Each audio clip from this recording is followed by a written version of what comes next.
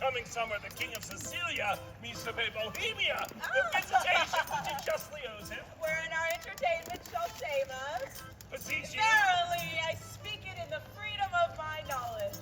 We cannot with such magnificence in so rare. I don't know what to say. Cecilia cannot show himself overkind to Bohemia. They were trained together in their childhoods, and there rooted betwixt them then such an affection which cannot choose but branch now, since their more mature dignities and royal necessities made separation of their society, their encounters, though not personal, have been royally attorneyed with interchange of gifts, letters, loving embassies, that they have seemed to be together, though absent, shook hands as over a vast, and embraced, as it were, from the ends of opposed winds. The heavens continue their loves. I think there not matter or malice in the world to alter it.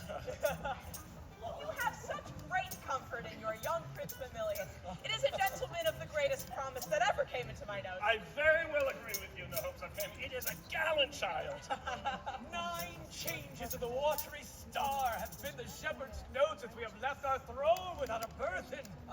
Time as long again would be fined up, my brother, with our thanks. Oh, stay your thanks a while and pay them when you part. Sir, that is tomorrow. I'm questioned by my fears of what may chance or breed upon our absence. No, Besides, I have stayed to tire your royalty. We are tougher, brother, than you can put us to it. No longer stay. 7 night longer. Very soon, tomorrow. We'll part the time betweens then, and in that I'll no gainsay. Oh, press me not, beseech you so. There is no tongue that moves, none in the world so soon as yours could win me. I affairs to even drag me homeward, which to hinder were in your love a whip to me. I say to you, a charge and a trouble, to save both farewell. Oh, tongue-tied our queen, speak you. I had thought, sir, to have held my peace until you had drawn oaths from him not to stay. You, sir, charge him too coldly. Tell him you are sure all in Bohemia as well. Well said, Hermione. To tell he longs to see his son more strong, but let him say so then, and let him go. But let him swear so, and he shall not stay. We'll thwack him hence with this Yet, of your royal presence, I'll adventure the borrow of a week. You'll stay? No, madam. Nay, but you will. I may not, verily. Verily. You put me off with limber vows, but I should yet say, sir, no going. Verily. You shall not go. A lady's fairly is as potent as a lord's. Will you go yet? Forsooth to keep you as a prisoner, not like a guest? How say you, my prisoner, or my guest? By your dread, verily, one of them you shall be. Your guest, then, madam, to be your prisoner should import offending. Not your jailer, then, but your kind hostess.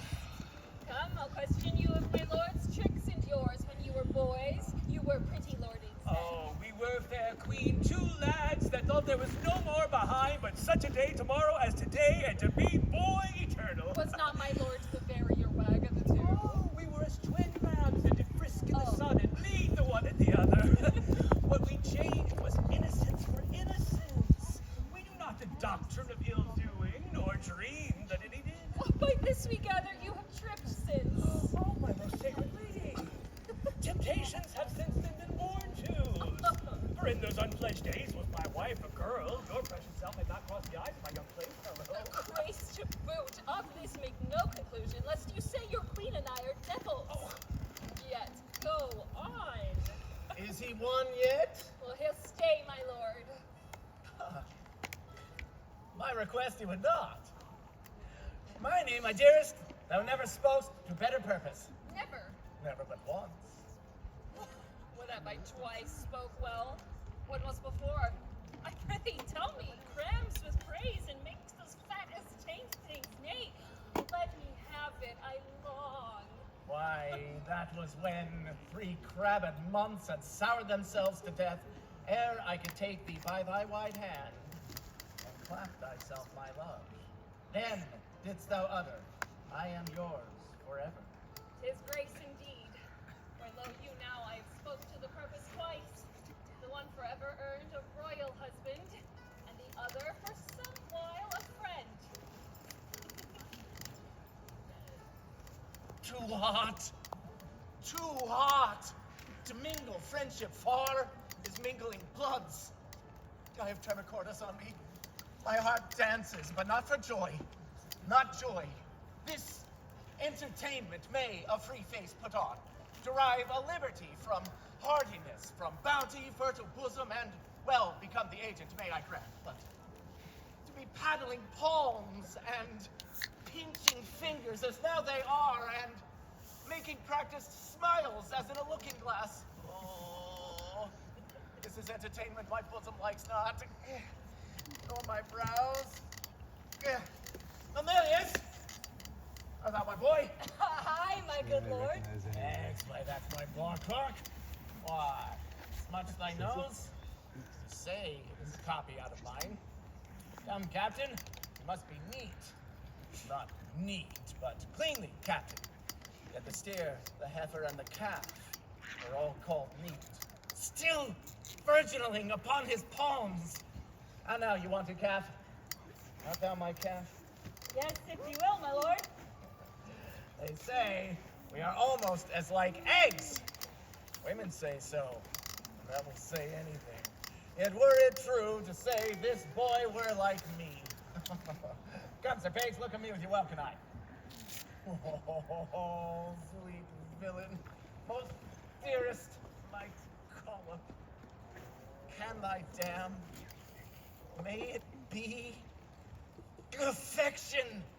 Thy intention stabs the center, makes possible things not so held, communicates with dreams. How can this be? What means Cecilia? Something seems unsettled. And how, my lord? What cheer? How's it with you, best brother? You look as if you held a brow of much distraction. Are you moved, my lord? No, in good earnest. Looking on the lines of my boy's face, methought I did recoil 23 years. Saw myself, unbreeched in my green velvet coat. Alike, methought I then was to this colonel, this squash, this gentleman. My honest friend, will you take eggs for money? No, my lord, I will fight. Oh, you will. My happy man, these do. My brother, you so fond of your young prince, he do seem to be of ours. If at home, sir, he is all my exercise, my mirth, my matter. First my sworn friend, then mine enemy, my parasite, my soldier, statesman, all. So sends this squire office with you. We to a walk, my lord, and leave you to your graver steps. Hermione, as thou lovest us, show her brothers welcome. Let what is dear in Sicily be cheap. Next to thyself, my young rover, is apparent to my heart. If you would seek us, we are yours in the garden. Shall us attend you there? To your own bents dispose you, you'll be found. Beneath the sky. I am angry now, though you perceive not how I give the line. Go to, go to! She holds up the nib, the bill to him, then arms her with the boldness of a wife to her allowing husband. Gone already. Go play, boy, play. My mother plays. I play too, but so disgraced a part, whose issue will hiss me to my grave. Tempt and clamor will be my knell. Go play, boy, play! There have been, or I have much to say, cuckolds ere now. And many a man there is, even at this present. Now, while I speak this, holds his wife by the arm, the little things she has been sluiced into absence, and his pond fished by his next neighbor, by Sir Smile, his neighbor. Rest comforted, lest other men have gates, and those gates open as mine against their will. I am like you, they say. That's some comfort. What, Camillo there? Fine, my good lord. Go play, Mamilius. Thou art an honest man. Camillo, this great sir will yet stay longer. You had much ado to make us anchor hold. When you cast out, it still came home. Didst note it? He would not stay at your petitions. Didst Made his business more material. Didst perceive it? Oh, they are here with me already, whispering, roundings, Cecilius, so forth, is far gone when I shall gust at last.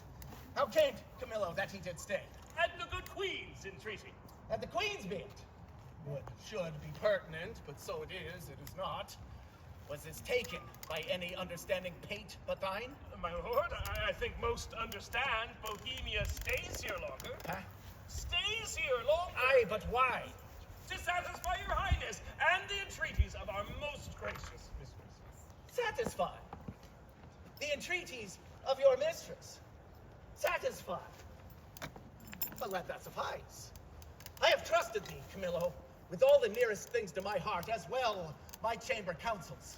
But we have been deceived in thy integrity, deceived in that which seems so. Be it forbid, my To lord. bite upon it, thou art not honest, or else thou was not engrafted in our serious trust, and therein negligent, or else a fool that sees the gangling home and takes it all for jest. My gracious lord, I may be negligent, foolish, and free. No man is free. These, my lord, are such allowed infirmities that honesty is never free of. But beseech your grace, be plainer with me. Let me know I trespass by its own visage. If I then deny it, 'tis none of mine. Have you not seen Camillo? Oh, but that's past doubt you have, or heard. For to a vision so apparent, rumor cannot be mute or thought. For cogitation resides not in that man that does not think. My wife is slippery. If thou wilt confess, or else be impudently negative, to have nor eyes, nor ears, nor thought, then say, my wife's a hobby horse, deserves a name as rank as any flax wench that puts to before her troth plight. Say it, and justify I it. would not be a stand-up by to hear my sovereign mistress clouded so, without my present vengeance taken. True, my heart, you never spoke what did become you less than this. His whispering nothing, his leaning cheek to cheek, his meeting noses, kissing with the inside lip, stopping the career of laughter with a sigh, skulking in corners. Is this nothing? Why then the world and all that's in't is nothing. The covering sky is nothing. Bohemia is nothing. My wife is nothing. Nor nothing have these nothings, if this be nothing. Good my lord, be cured of this diseased opinion, and betimes, for 'tis most dangerous. Say it be, 'tis true. No. It No, is my mine. lord. I see the lies, Camillo, and I hate thee. A mindless slave that canst with eyes at once see good and evil, inclining them both. Were my wife's liver as infected as her life, she would not live the running of one glass. Who does infect her? Why, he that wears her like a medal hanging about his neck. Bohemia! Ooh, if I had servants true about me, that bear eyes to see like mine honor as their profits, their own particular thrifts, they would do that which should undo more doing. Aye, and thou, his cupbearer, whom I for meaner form have benched and reared to worship, mightst the spice of cup to give mine enemy a lasting wink, which drafted to me were cordial. Sir, my lord, I could do this, and that with no rash potion, but with a lingering dram that should not work maliciously like poison. But I cannot believe this crack to be in my dread mistress, so sovereignly being honorable. I have loved Oh, thee make for that this- thy question and go rot. Dost think I am so muddy, so unsettled, to appoint myself in this vexation? Sully the purity and whiteness of my sheets. Give scandal to the blood of the prince my son, whom I do think as mine and love as mine. Without right moving to it, would I do this? Can man so blame? I must believe you, sir. I do, and will fetch off Bohemia for it, provided that when he's removed, your highness will take again your queen as yours at first, even for your son's sake, and thereby for sealing the injury of tongues in courts and kingdoms known and allied to yours. Thou dost advise me. Even so is mine own course I've set down.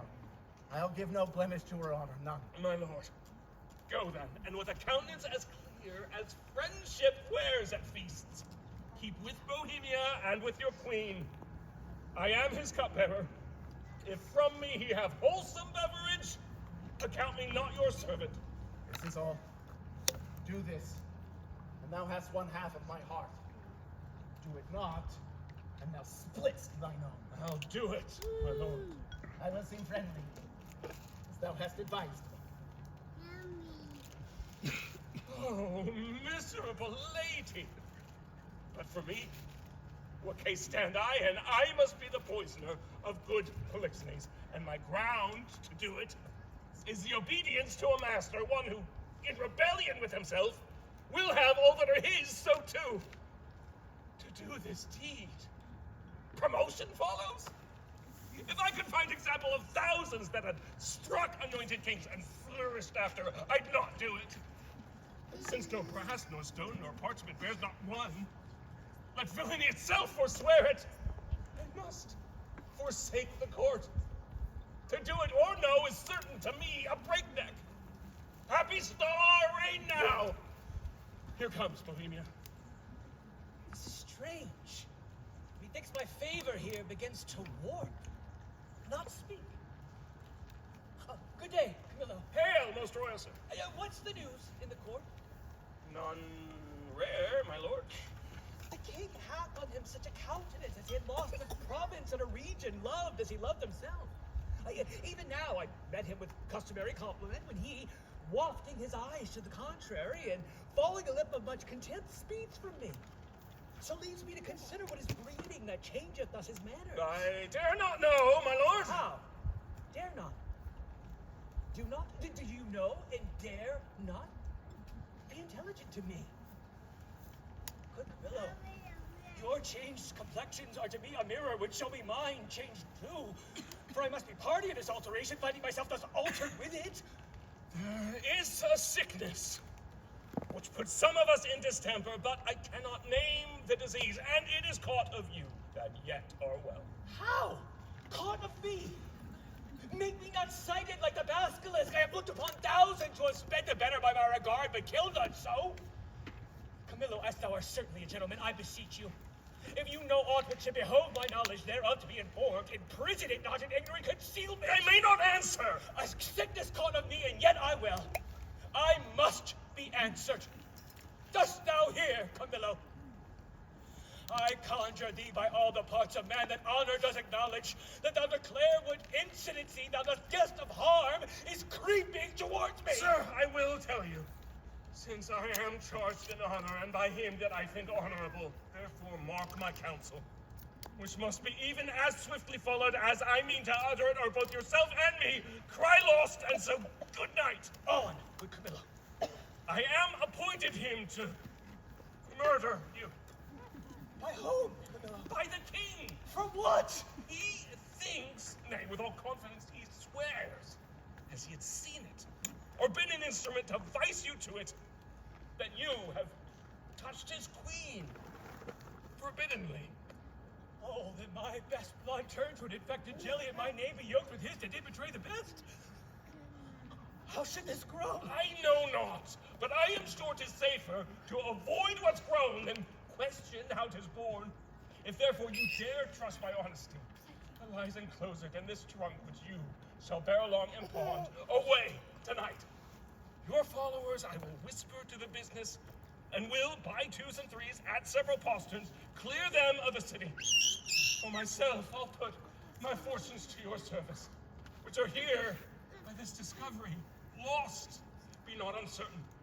For by the honor of my parents, I have uttered truth, which if you seek to prove, I dare not stand by. Nor shall you be safer than one condemned by the king's own mouth, thereon his execution sworn. I do believe it. I saw his heart in his face. Give me thy hand. My ships are ready, and my people did expect my hence departure 2 days ago. This jealousy is for a precious creature. As she is rare, must it be great. And as his person's mighty, must it be violent. And as she does conceive, he is dishonored by a man which ever professed to him, why his revenge is, and that must be made more bitter. Come, Camillo. Father, if thou bearest my life all hence, let us avoid.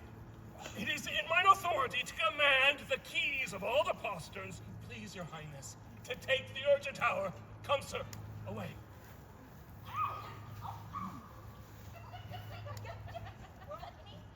Take the boy to you. He's no trouble to me to that story. Come, my gracious lord. Shall I be your playfellow? No, I'll none of you. Why, my sweet lord? You kiss me hard and speak to me as if I were a baby still. I love you better. What so, my lord? Not because your brows are blacker, but they say black brows become some women best. Who taught you this? I learned it out of women's faces. Right now, what color are your eyebrows? Blue, my lord. Nay, that's a mock. I've seen a lady's nose that was blue before, but not her eyebrows. Pardon me, the queen your mother rounds apace. We shall present our services to a fine new prince one of these days, and then you'll want him with us if we would have you. The queen is in a goodly bulk. Good time encounter her. What wisdom stirs amongst you? Sir, now I implore you again. Pray you sit by us and tell us a tale, Oh, merry or sad shall it be? as merry as you will. A sad tale's best for winter. I have one of sprites and goblins. Let's have that, good sir. Come on, sit down. Come on and do your best to frighten me with your sprites. You're powerful at it. There was a man. Oh, sit down then on. Well, by a churchyard. I will tell it softly. On crickets will not hear it. Come on then and give it to me in my ear. Was he met there? His train? Camillo with him? Behind the tufted pines I met them. Never saw him in scours so on their way. I eyed them even to their ships. How blessed am I in my just censure, in my true opinion. Lack for lesser knowledge. How accursed in being so blessed. There may be in a cup a spider steeped, and one may drink, depart, and yet partake no venom, for his knowledge is not infected. But if one present the abhorred ingredient to his eye, make known how he hath drunk, he cracks his gorge, his sides with violent hefts.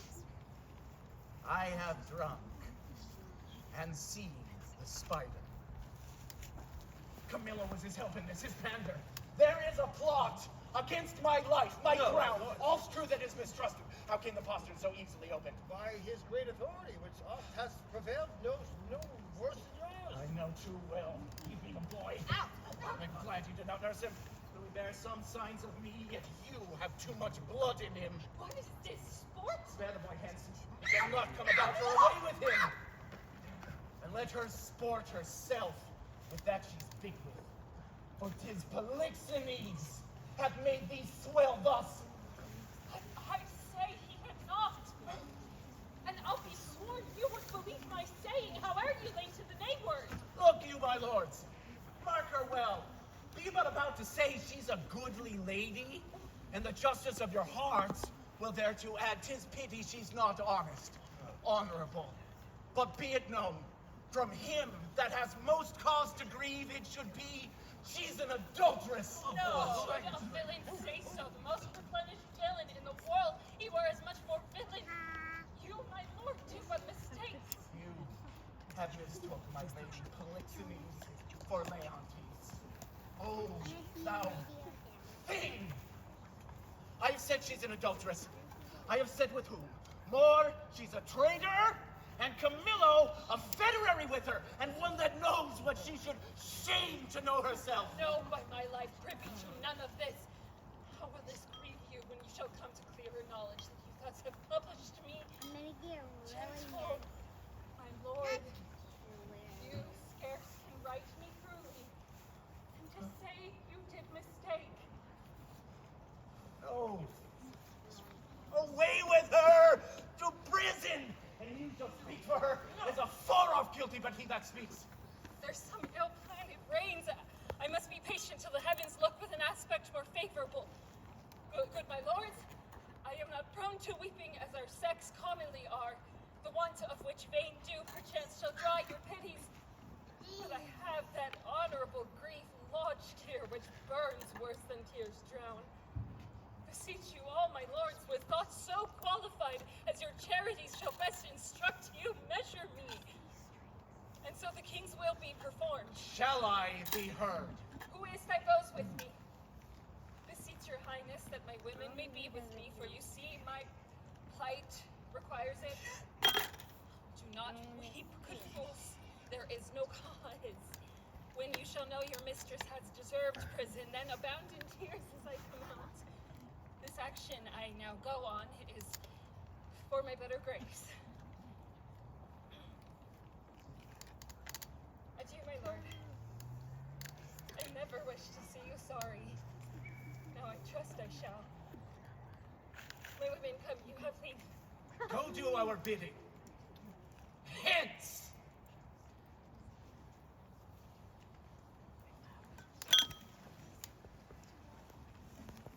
Beseech your highness, call the queen again. Be certain what you do, my lord, lest in your justice you prove violence in the which three great ones suffer, yourself, your queen, your son. For her, my lord, I dare my life lay down, and will do it, sir, please you to accept it, that the queen is spotless in the eyes of heaven and to you.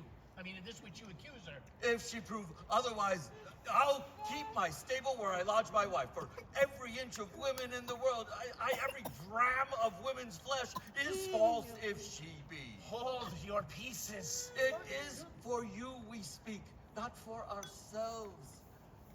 You are abused, and by some putter-on that will be damned for it. Cease no more!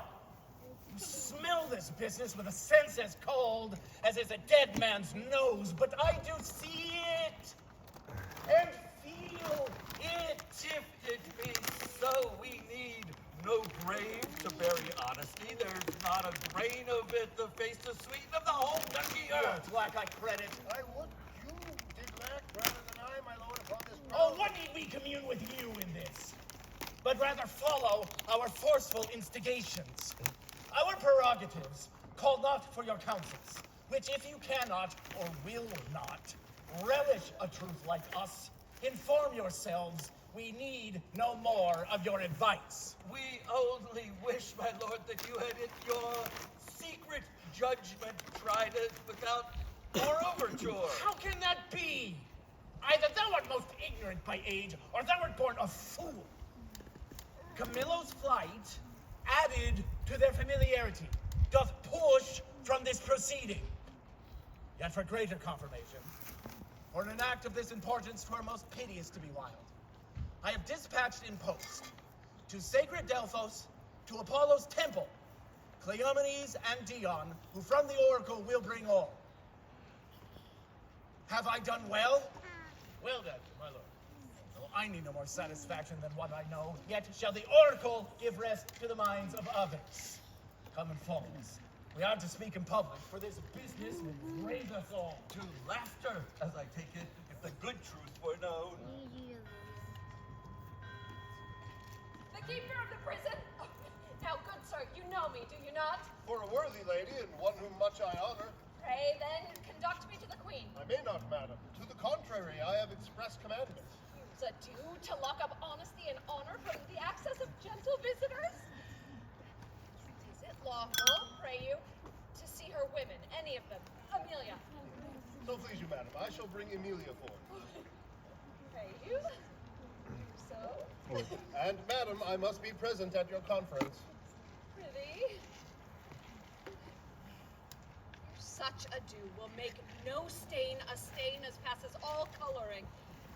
Oh, dear gentlewoman, how fares our gracious lady?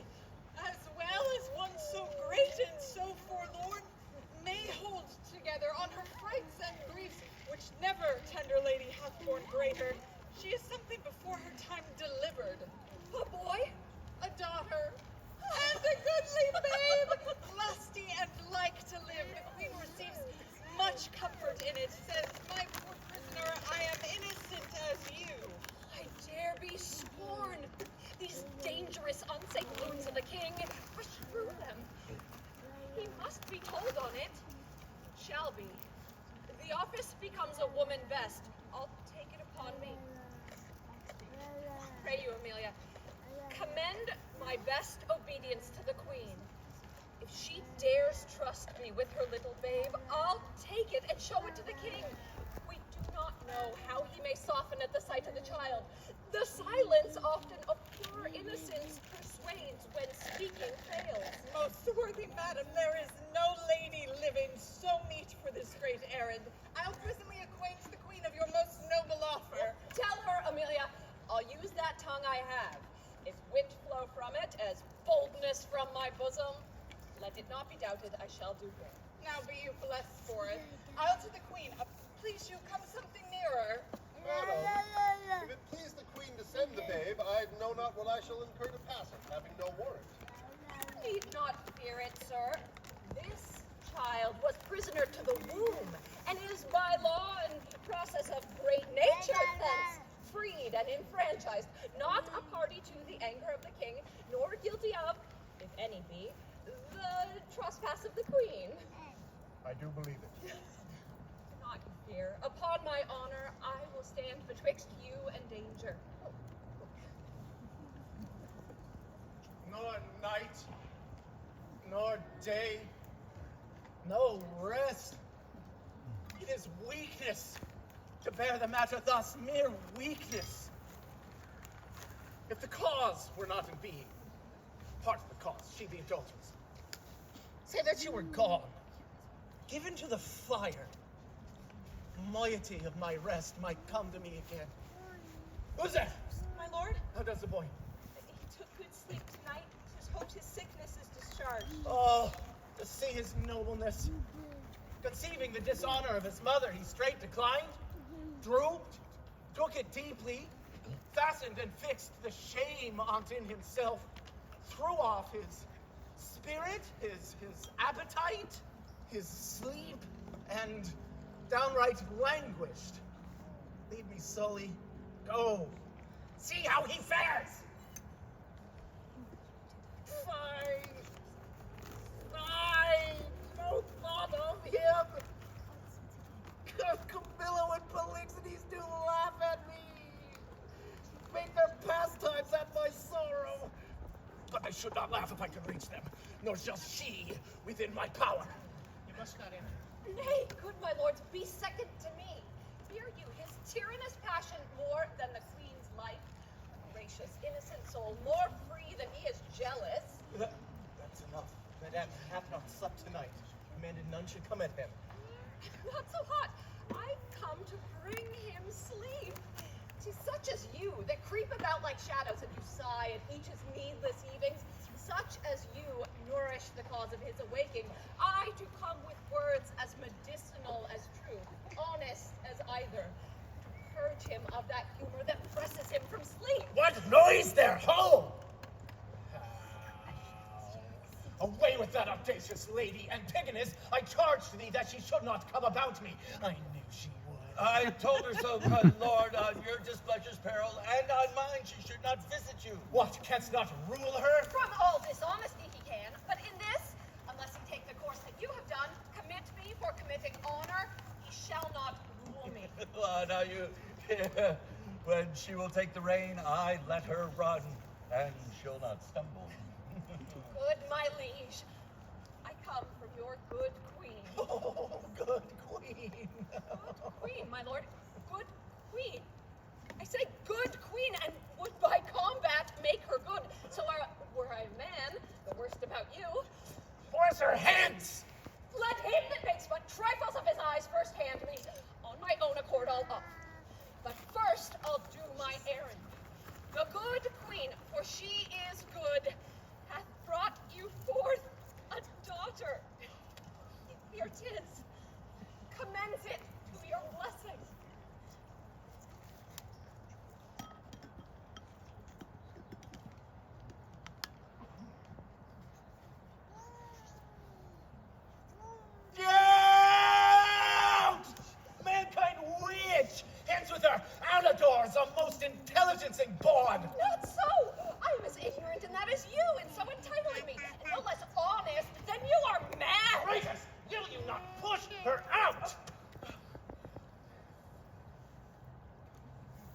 Give her the bastard. Thou, dotard! Thou art woman-tired, unroosted by thy dame Partlet. Take up the bastard. Take it up, I say. Give it to thy crone. Forever unvenerable be thy hands if thou takest up the princess by that forced baseness which he has put upon it. He dreads his wife. So I would you did, for then you'd call your children yours. A nest of traitors! I am not by this good life. Nor I, nor any that's here, but one, and that's himself, for he his own honor, his wife's, his hopeful sons, his babes, betrays to slander, whose sting is sharper than the sword. A callant, a boundless tongue, who late hath beat her husband, and now baits me? This brat is none of mine. It is the issue of Polixenes. Hence with it, and together with the dam, commit them to the fire. No. It is yours, and might we lay the old proverb to the charge, so like you, 'tis the worse. Behold, lords, though the print be little, the whole matter and copy of the father. Gross hag! And Lozelle, thou art worthy to be hanged, that will not stay her tongue. Oh, hang all the husbands that cannot do that feat. You'll leave yourself hardly one subject. Once more, take her hence. The most unnatural and unworthy lord can do no more. I'll have thee burnt. I care not. It is an heretic that makes the fire, not she which burns in it. I'll not call you tyrant. But this most cruel usage of your queen, not able to produce more accusation than your own weak-hinged fancy, something savors of tyranny, and will ignoble make it, yea, scandalous to the world. On your allegiance, out of the chamber with her. Were I a tyrant, where were her life? She durst not call me so if she did know me one. Away with her! I pray you do not push me, I'll be gone. Sir, look to your babe. 'Tis yours. Jove send her a better guiding spirit. What needs these hands? You that are thus so tender o'er his follies will never do him any good. Not one of you. So farewell. We are gone.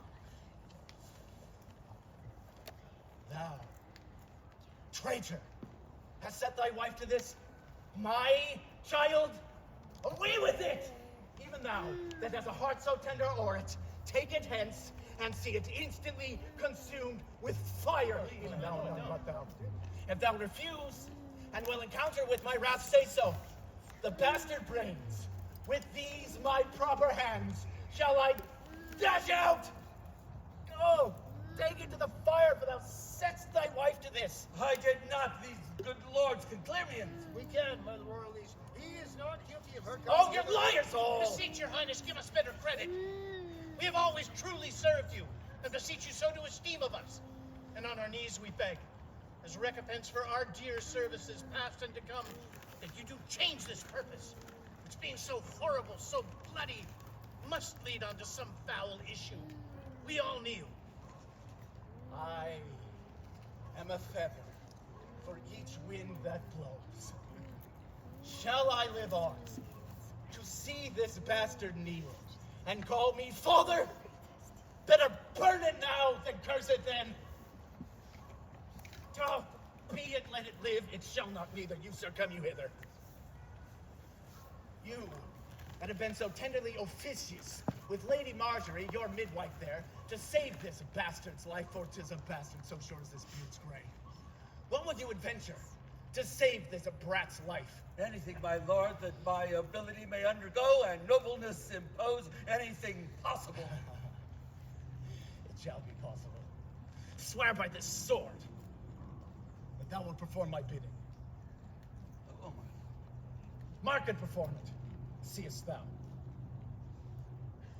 We enjoin thee, as thou art liege man to us, to carry this female bastard hence, and that thou bear it to some remote and desert place quite out of our dominion, and that there thou leave it, without more mercy, to its own protection and favor of the climate. Take it up. I swear to do this, though present death had been more merciful. Come, poor babe, some powerful spirits instruct the kites and ravens to be thy, thy savior. Bears and wolves, they say, casting their savageness aside, have done like offices of mercy. Sir, be prosperous in more than this deed does require, and blessing against this cruelty, fight on thy side, poor thing condemned to loss. No! I'll not rear another's issue! Please, Your Highness. Hosts from those you sent to the Oracle are come an hour since. Cleomenes and Dion, being well arrived from Delphus, are both landed, hasting to the court. So please you, sir, their speed hath been beyond account. 23 days they have been absent. 'Tis good speed. Foretells the great Apollo will suddenly have the truth of this appear. Prepare you, lords, to summon a session, that we may arraign our most disloyal lady. For as she hath been publicly accused, so shall she have a just and open trial. Now she lives. My heart will be a burthen to me. Leave me, and think upon my bidding. The climate delicate, the air most sweet, fertile the isle, the temple much surpassing the common praise of fair. But of all, the burst and ear-deafening voice of the oracle so surpassed my senses that I was nothing. If the event of the journey be as successful to the queen as it hath been to us, albeit so rare, pleasant, speedy, the time be worth the use on it.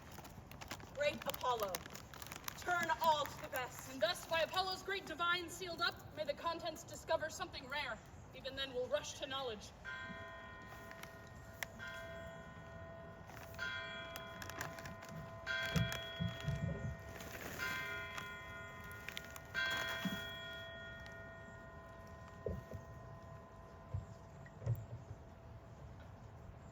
This sessions, to our great grief we pronounce, even pushes against our hearts.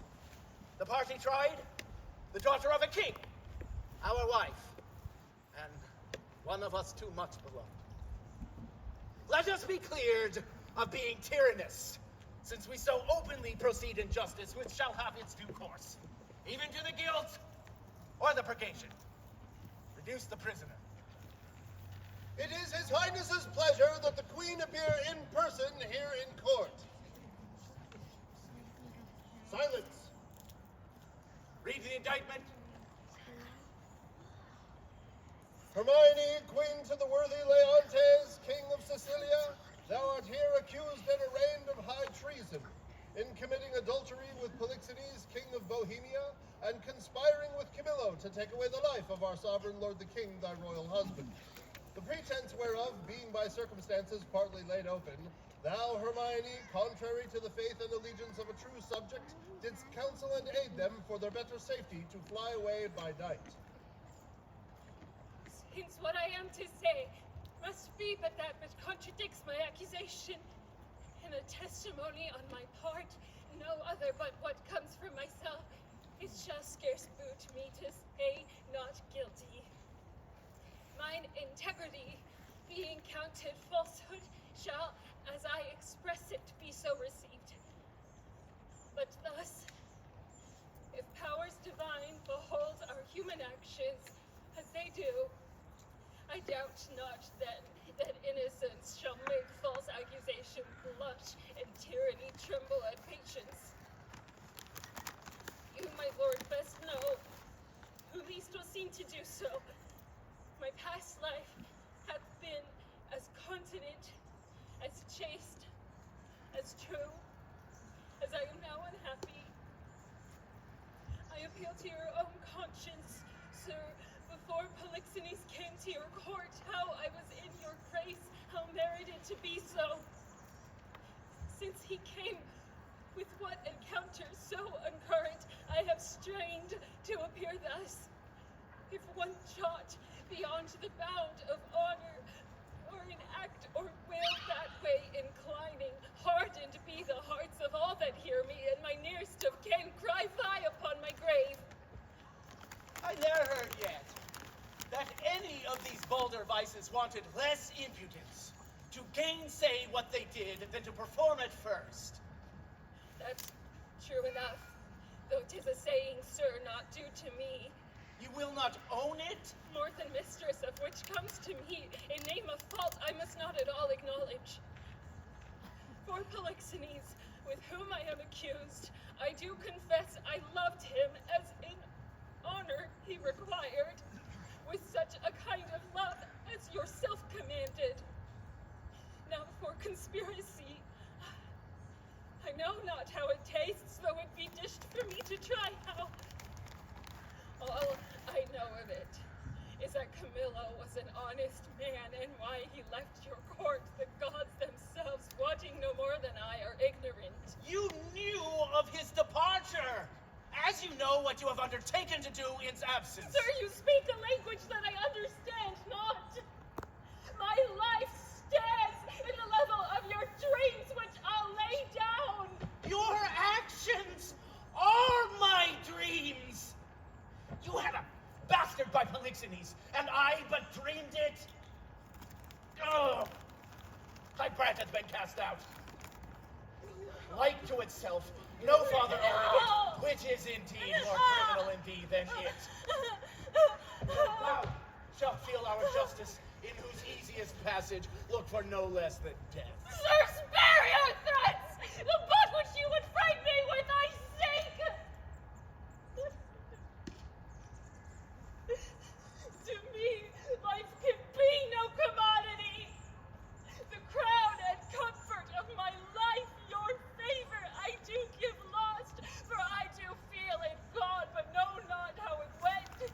My second joy and first fruits of my body, from his presence I am barred like one infectious. My third comfort start most unluckily is from my breast, the innocent milk in its most innocent mouth, hailed out to murder.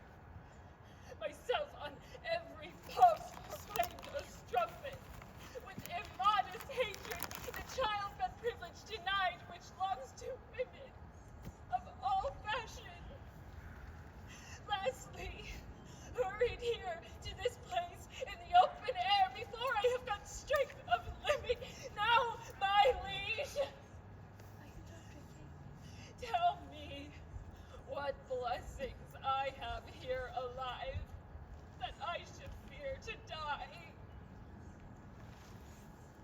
Therefore proceed, but yet hear this, mistake me not. No life, I price it not a straw, but for mine honor, which I would free, if I shall be condemned upon surmises. All proofs sleeping else, but when your jealousies awake, I tell you 'tis rigor, and not law. Your honors all, I do refer me to the oracle. Apollo be my judge. This your request is altogether just. Therefore bring forth, and in Apollo's name, his oracle.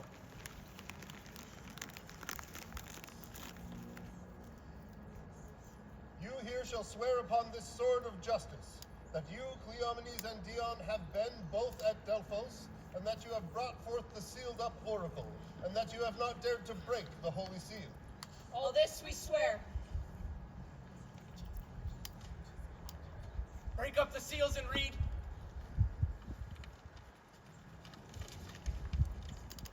Hermione is chaste, Polixenes blameless, Camillo a true subject, Leontes a jealous tyrant, his innocent babe truly begotten, and the king shall live without an heir if that which is lost be not found. Now blessed be the great Apollo! Hast read truth? Aye, my lord. There is no truth at all in the oracle. This session shall proceed. This is mere falsehood. My lord, the king! The king! What is the business? Sir, it shall be hated to report it. The prince, your son, with mere conceit and fear of the queen's speed, is gone. How gone? Is dead. Oh. Apollo's angry, and the heavens themselves do strike at my injustice. How now then? This news is mortal to the queen. Look down and see what death is doing. By her hands, her heart is but uncharged. She will recover. too long believed mine own suspicion. Apollo, pardon my great profaneness against thine oracle. I'll reconcile me to Polixenes. New woo my queen, recall the good Camillo whom I proclaim to be a man of truth, of mercy. Oh, God, my Lacin, let my heart cracking and praise do. What pity is this, good lady? What study torments tyrant hast for me? What wheels, racks, fires, what flaying, what boiling and lesser oils, what older newer torture must I receive as every word deserves the taste of thy most worst. Thy tyranny, together working with thy jealousies, fancies too weak for boys, too green and idle for girls of 9. Oh, think what they have done, and then run mad, indeed, stark mad. For all thy bygone fooleries were but spices of it. That thou betrayedst Polixenes, 'twas nothing. That did but show thee of a fool, inconstant, and damnable ingrateful. Nor was it much. Thou wouldst have poisoned good Camillo's honor, to have him kill a king. More trespasses, more monstrous standing by. The whereof I reckon the casting forth crows thy baby daughter to be or none, or little, though a devil would have shed water out of fire ere done it. Nor is it directly laid to thee the death of the young prince. This is not, no, laid to thy answer. But the last, O lords, when I have said, cry woe, the queen,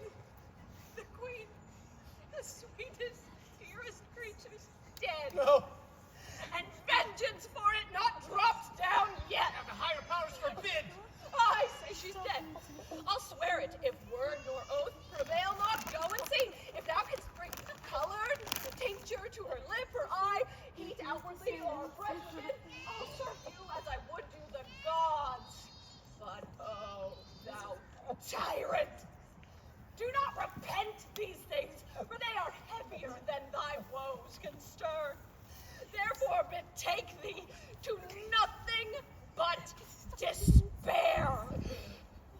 1,000 knees, 10,000 years together, naked, fasting, upon a barren mountain and still winter, in storm perpetual, could not make the gods look what way thou wert. Go on. Go on. Thou canst not speak too much. I have deserved all tongues to talk their bitterest. Say no more. However the business goes, you have made fault in the boldness of your speech. I am sorry for it. All faults I make, when I shall come to know them, I do repent. Alas, I have shown too much the rashness of a woman. What is gone and what's past help should be past grief. Do not receive affliction at my petition. Now, good, my liege. Sir, royal sir, forgive a foolish woman. The love I bore your queen, oh, lo, again. I'll speak no more of her, nor of your children. I'll not remember of you, my own lord, who is lost too. Take your patience to you, and I'll say nothing. Thou speakst much well, when most the truth, which I receive much better than to be pitied of thee. Prithee, bring me to the dead bodies of my queen and son. One grave shall be for both. And once a day, I'll to the chapel where they lie, and tears shed there shall be my recreation, so long as nature will bear up with this exercise. So long I daily vow to use it. Come, bring me unto these sorrows.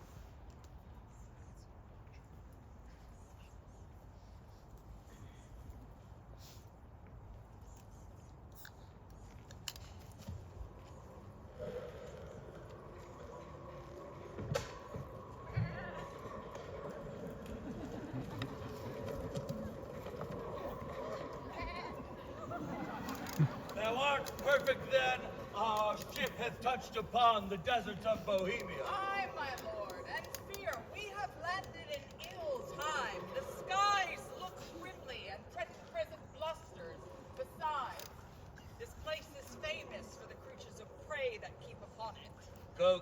lord, look to thy bark. I'll follow instantly. I am glad at heart to be so rid of the business. Come, poor babe. I have heard but not believed the spirits of the dead may walk again. If such things be, thy mother appeared to me last night, for never was dream so like waking. I never saw a vessel of like sorrow, gasping to begin some speech. Her eyes became two spouts. Anon did this break from her. Good Antigonus, since fate against thy better disposition hath made thy person for the thrower out of my poor babe, according to thine oath. Places remote enough are in Bohemia. There, weep. Leave it crying. And for the babe is counted lost forever, perdita, I prithee call it. For this ungentle business put on thee by my lord, thou ne'er shalt see thy wife Paulina more. And so with shrieks she melted into air. Frighted much I did in time collect myself and think, well, this was so no slumber, dreams or toys. I do believe Hermione hath suffered death, and that this, being indeed the issue of King Polixenes, it should here be left either for life or death. Blossom, speed thee well.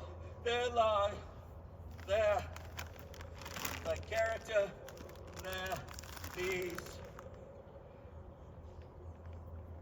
The wind begins, poor wretch. Weep I cannot, but my heart grieves.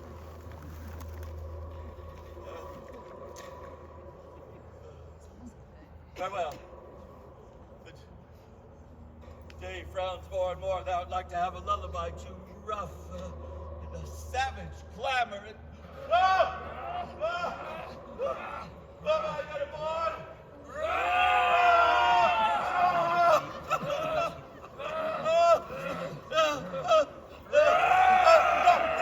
This is the choice. Not here. I am gone forever.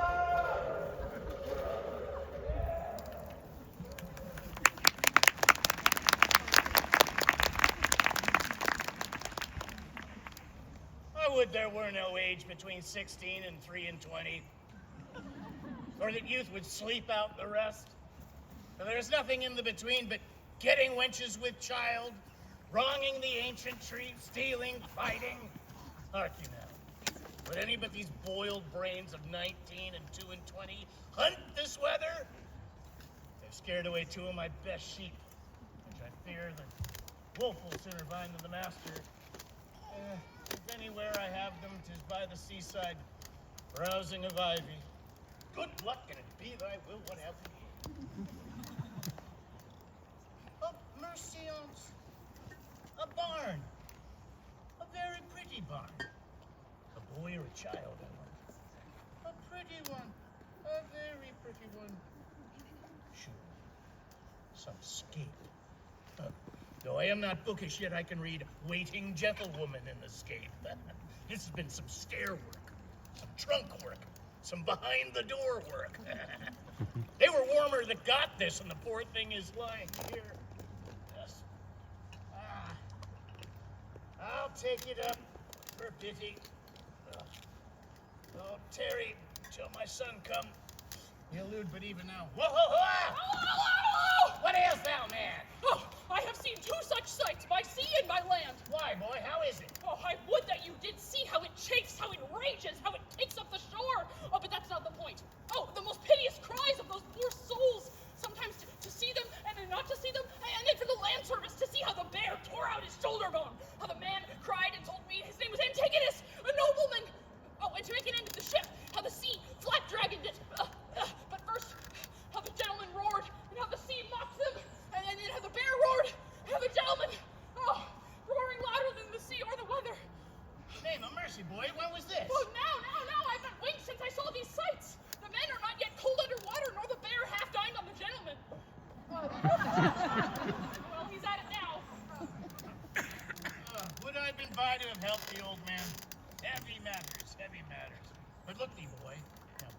so. Thou mess with things dying, I with things newborn. There's a sight for thee. Look thee, a bearing cloth for a squire's child. Look thee here. Take up. Open it. So, let's see. 'Twas told me I should be rich by the fairies. This is some changeling. Open it. What's within, boys? You're a maid, old man. This is gold. All gold. This is fairy gold, boy, and to approve so. Up with it. Keep close. Home the next way. We are lucky, boy, and to be so still requires nothing but secrecy. Let my sheep go. Come, good boy. Home the next way. Oh, you go the next way with your findings. I'll go to the gentleman and see how much of him the bear hath eaten. They're never cursed but when they're hungry. If there be any of them left, I'll bury it. That's a good deed. 'Tis a lucky day, boy, and we'll do good deeds on't.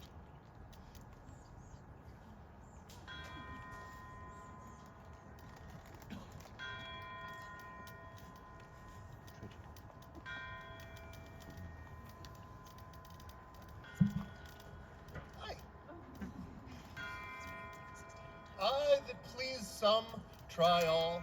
Both joy and terror of good and bad that makes and unfolds error, now take upon me in the name of time, to use my wings. Impute it not a crime to me or my swift passage, that I slide o'er 16 years, and leave the growth untried with this wide gap. Your patience, this allowing, I turn my glass, and give my scene such growing as you had slept between. Leontes, leaving, the effects of his fond jealousy so grieving that he shut up himself. Imagine me, gentle spectators, that I now may be in fair Bohemia. And remember well, I mention a son of the king's, which Florizel I now name to you. And with speed so paced to speak of Perdita, now grown in grace equal with wondering.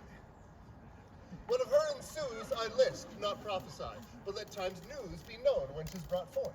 A shepherd's daughter. And what to her adheres, which follows after, is the argument of time. Of this allow, if ever you have spent time worse ere now. If never, yet let time himself doth say he wishes earnestly you never met. I pray thee, good Camillo, be no more importunate. 'Tis a sickness denying me anything, and death to grant this. It is 15 years since I saw my country. Though I have, for the most part, been aired abroad, I desire to lay my bones there. Besides, the penitent king my master hath sent for me, to whose feeling sorrows I might be some allay. Or I o'erween to think so, which is another spur to my departure. As thou lovest me, Camillo, wipe not out the rest of thy services by leaving me now. The need I have of thee, thine own goodness hath made. Better not have had thee than thus to want thee. And of that fatal country, Cecilia, prithee speak no more, whose very naming punishes me with the remembrance of that penitent, as thou callest him, and reconciled king, my brother, whose loss of his most precious queen and children are even now to be afresh lamented. Say to me, when sawest thou the Prince Florizel, my son? Oh, sir, it is 3 days since I saw the prince. What his happier affairs may be are to me unknown, but I have missingly noted he is of late much retired from court, and is less frequent to his princely exercises than formerly he hath appeared. I have considered so much, Camillo, and with some care, so far that I have eyes under my service which look upon his removedness, from whom I have this intelligence, that he is seldom from the house of a most homely shepherd. A man, they say, that from very nothing, and beyond the imagination of his neighbors, is grown into an unspeakable estate. I have heard, sir, of such a man, who hath a daughter of most rare note. The report of her is extended more than can be thought to begin from such a cottage. That's likewise part of my intelligence, but I fear the angle that plucks our son thither. Thou shalt accompany us to the place where we will, not appearing as we are, have some question with the shepherd. Oh, prithee be my present partner in this business, and lay aside the thoughts of Cecilia. I willingly obey your command. Oh, my best Camillo, we must disguise ourselves. When daffodils begin to peel with hay the doth see over the dale, why then comes in the sweet of the year, for the red blood reigns in the winter's pale. The white sheep bleaching on the hedge, with hay, the thrush and the jay, are summer songs for me and my aunts while we lie tumbling, tumbling, tumbling in the hay. In the hay. In the hay. Cha-cha-cha.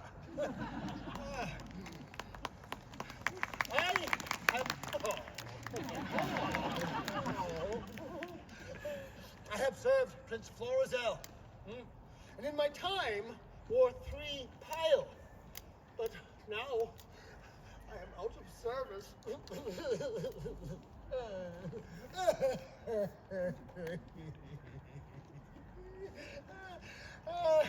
But shall I mourn for that, my dear? The pale moon shines at night, and when I wander here and there, I then do most go right. I then do most go right. Then do most go right. Cha cha cha. My father named me Autolycus, who, being as I am, littered under Mercury, was likewise the snapper up of unconsidered trifles. With dye and drab, I purchased this comparison. My revenue is the silly cheat. Gallows and knock, too powerful on the highway. Beating and hanging are terrors to me. For the life to come, I sleep out the thought of it. A prize! A prize! Let's see. Every 11 weather tods, and every tod yields a pound and odd shilling. 1,500 shorn, so what comes the wool to? If the spring holds, the cock is mine. Can I do it without the counters? Ugh. Let's see. What am I to buy for our sheep shearing feast? 3 pounds of sugar, 5 pounds of currants, rice. What is this sister of mine gonna do with rice? But my father hath made her mistress of the feast, and so she lays it on. Oh, that ever I was born! In the name of me! Oh, help me! Help me! Pluck but off these rags, and then death. Death! Alas, poor soul, thou hast need of more rags to lay on thee rather than have these ones off. Oh, sir, the loathsomeness of them offends me more than the stripes I have received, which are mighty ones, and millions, millions! Alas, poor soul, 1,000,000 of beating must come to a great matter. Sir, I have been robbed and beaten. My money and apparel taken from me in these detestable things. Well, but by what? A horseman or a footman? A footman, sweet sir. Indeed, he should be a footman by these garments he has left with thee. If that be a horseman's coat, it hath seen a very hot service. Well, lend me thy hand, I will help thee. Oh, gently, good sir. No! Oh, alas, poor soul. Oh, good sir. Gently, good sir. I fear, sir, my shoulder blade is out. Oh, good sir. Well, how now? You can't stand? You have done me a charitable office. Oh, well, dost thou need any money? I have a little for thee. Oh, no, good sir, no. I beseech you, I have a kinsman, not past 3/4 of a mile hence, under whom I was going. I shall there have money, or anything you like. Offer me no money, I pray you. That kills my heart. Well, what manner of fellow was it who robbed you? Oh, fellow sir, I have known to go about with troll, my dame. I knew him once, a servant for the prince. I cannot tell, good sir, for which of his virtues it was, but he was certainly whipped out of the court. Oh, well, his vices, you would say, because there's no virtue whipped out of the court. Vices, I would say, sir. I know this man well. Some call him Autolycus. Not a more cowardly rogue in all of Bohemia. If you would have looked big and spit at him, he'd have run. How do you now? Oh, well, much better than I was. I can stand and walk. I will even take my leave of you and pace gently toward my kinsman. Well, shall I take thee on my way? Oh, no, please, sir, no. No, please, sir. Well, fare thee well. I'm off to buy spices for our sheep shearing. God be with you, good sir. Your purse is not hot enough to purchase your spice. I'll be with you at your sheep shearing too. I'll be with you at your sheep shearing too. I'll be with you at your sheep shearing too. Jog on, that way, and merrily hit the stile. A merry heart goes all the day. Your sad ties in a mile. I'll be with you at your sheep shearing too. Cha-cha-cha.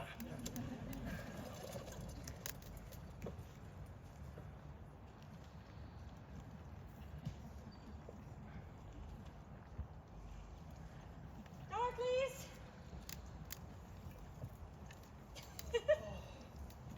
These your unusual weeds to each part of you do give a life. No shepherdess, but Flora, peering in April's front. This, your sheep shearing, is as a meeting of the petty gods and you, the queen, ought. Sir, my gracious lord. To chide at your extremes, it not becomes me. Oh, pardon that I named them. Your high self, the gracious mark of the land, you have obscured with a swain's wearing, and me, poor lowly maid, most goddess-like pranked up. I do bless the time when my good falcon made her flight across thy father's ground. Thou Jove afford you cause. To me the difference forges dread. Your greatness hath not been used to fear. Even now I tremble to think your father by some accident should pass this way as you did. The fates, how would he look to see his work so noble, vilely bound up? What would he say, or how should I, in these my borrowed flaunts, behold the sternness of his presence? Apprehend nothing but jollity. The gods themselves, humbling their deities to love, have taken the shapes of beasts upon them. Oh, but sir, your resolution cannot hold when 'tis opposed as it must be by the power of the king. One of these two must be necessities which then will speak. That you must change this purpose, or I my life. Thou dearest Perdita, with these forced thoughts I prithee darken not the mirth of the feast. Or I'll be thine, my fair, or not my father's, for I cannot be mine own, nor anything to any if I be not thine. Be merry, gentle. Your guests are coming, lift up your countenance. Oh, Lady Fortune, send you auspicious. See your guests approach, address yourself to entertain them sprightly, and let's be read with mirth. Hi, daughter. When my old wife lived upon this day, she was both pantler, butler, cook, both dame and servant, welcomed all, served all, would sing her song and dance her turn. You were retired, as if you were a feasted one and not the hostess of the meeting. Pray you, bid these unknown friends to us welcome, for it's a way to make us better friends, more known. Come, quench your blushes and present yourself that which you are, mistress of the feast.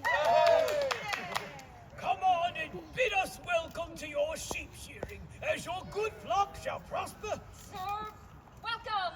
It is my father's will I should take on me the hostessship of the day. You're very welcome. Dorcas, Bears, Rosemary, and Rue. These keep seeming and savor all winter long. Grace and remembrance be to you both, and welcome to our shearing. Shepherdess, a fair one are you. Well, you fit our ages with flowers of winter. Also, the fairest flowers of the season are our carnations and streaked gillivores, which some call nature's bastards. Of that kind our rustic gardens barren, and I care not to get slips of them. Wherefore, gentle maiden, do you neglect them? For I have heard it said there's an art which in their piety shares with great creating nature. I'll say there be. Yet nature is made better by no mean, but nature makes that mean. You see, fair maid, we marry a gentler scion to the wildest stock, and may conceive a bark of baser kind by bud of nobler race. This is an art which does mend nature, change it even, but the art itself is nature. So it is. Then make your garden rich in gillivores and do not call them bastards. I'll not put the devil in earth to set one slip of them. Neither were I painted, I would wish this youth should say, 'twere well, and only therefore desired freed by me. Here's flowers for you. There's hot lavender, mint, savory, marjoram, the marigold that goes to bed with the sun and with him rises weeping. These are the flowers of middle summer, and I think they are given to men of middle age. Very welcome. Now, my fairest friend, I would I had some flowers of the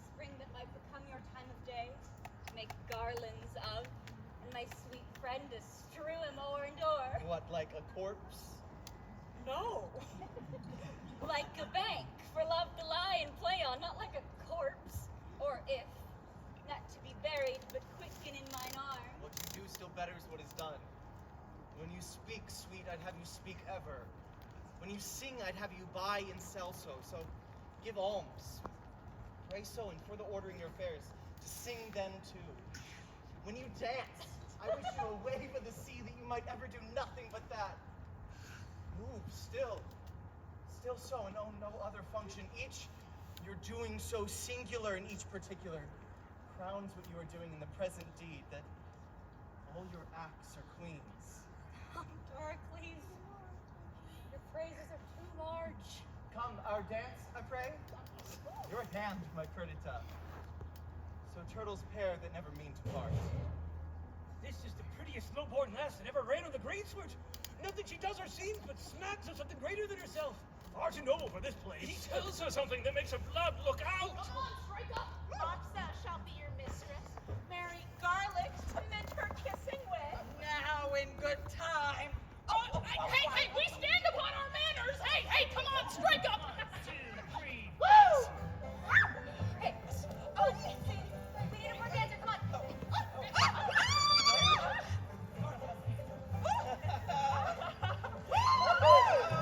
I'm going across the sea, stay for heavenmore. Left my little darling standing at the door. Won't you come and go with me? Fly with me, my pretty little love, I'm going across the sea.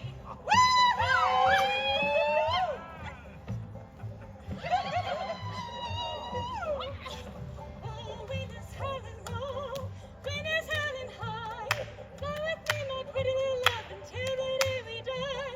Won't you come and go with me?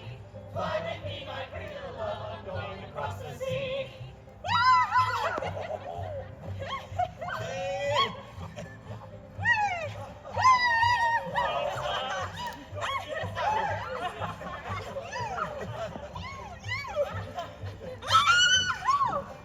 Won't you come and go with me? Fly with me, my pretty little love, I'm going across the sea. Won't you come and go with me? Fly with me, my pretty little love, I'm going across the sea.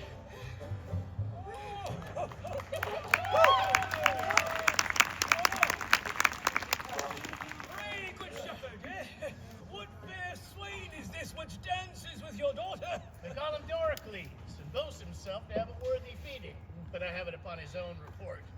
And I believe it. He looks like soup. He says he loves my daughter. I think so too. For never gaze the moon upon the waters as he'll stand and read as 'twere my daughter's eyes. And to be plain, I think there is not half a kiss to choose who loves another best. She dances featly. So she does everything, though I report it, but should be silent. If young Doricles do light upon her, she shall bring him that which he not dreams of.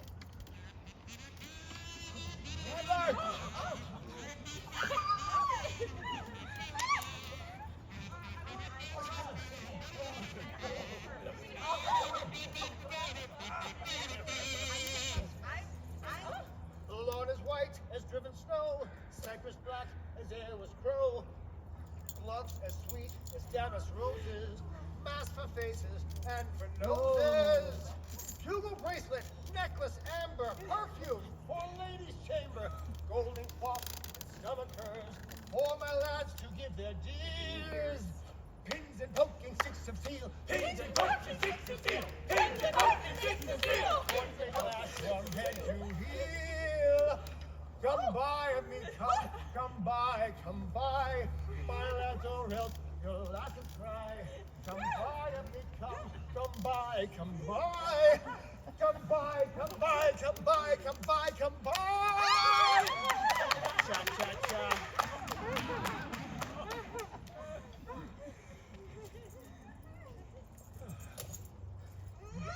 Well, if I were not in love with Mopsa, thou shouldst get no money from me, but being enthralled as I am, it will also be the certain bondage of ribbons and gloves. I was promised them against the feast. I think I'm not too late now. We have promised.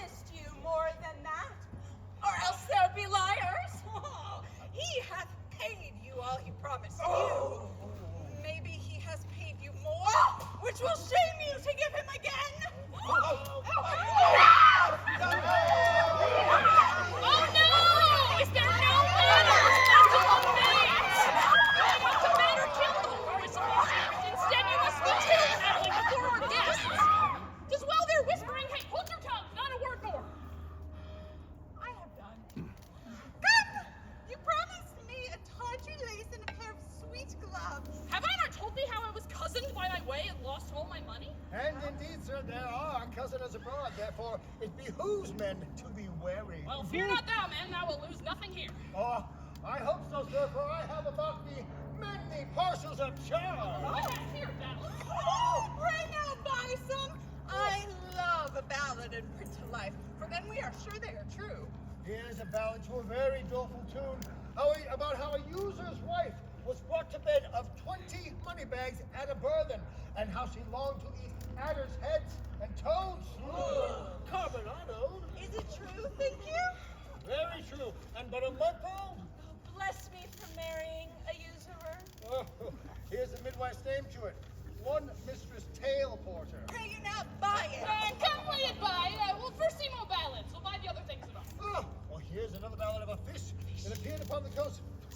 On Wednesday, the 4th of April, 40,000 fathom above water, and sung this ballad to the hard hearts of maids. For thought she was a woman who was turned into a cold fish, for she would not exchange flesh with one that loved her. No! It was a very pitiful tale, and as true. Is it true, think you? What should I carry lies abroad? Come lay it by too. Another? Oh, this is a very merry ballad, but a very pretty one. Oh, let's have some merry ones. Well, this is a passing merry one, and goes to the tune of two maids wooing a man. Tis scarce a maid westward, but she sings it. Tis in request, I can tell you. We can both sing it! If thou fair part thou shalt hear, 'tis in 3 parts. We had the tune on it a month ago. Well, I can bear my part. You must know 'tis my occupation. Have at it with you. 1, 2, 3, 4.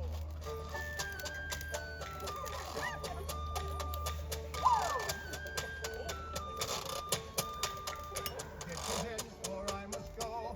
And it's not you to know. Oh, whither it becomes thy own full well, now to me thy secrets tell. Me too. Let me go thither.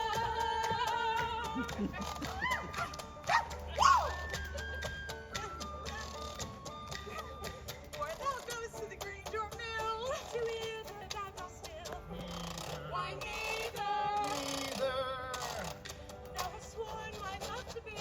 Thou hast sworn it more to me than whither goest. Say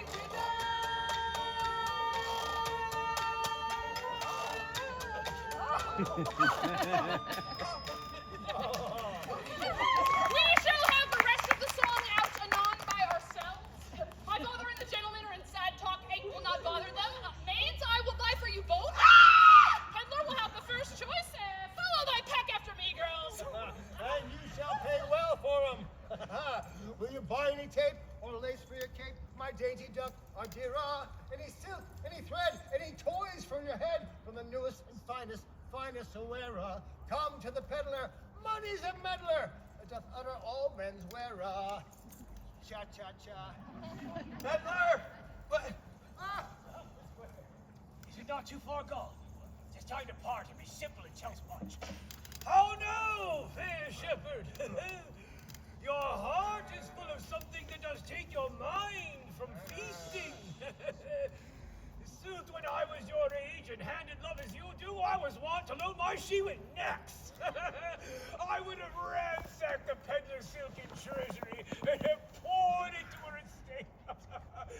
You have let him go, and nothing parted with him. Old sir, I know she prizes not such trifles as these. The gifts she looks from me are packed and locked up in my heart, which I have given already but not delivered.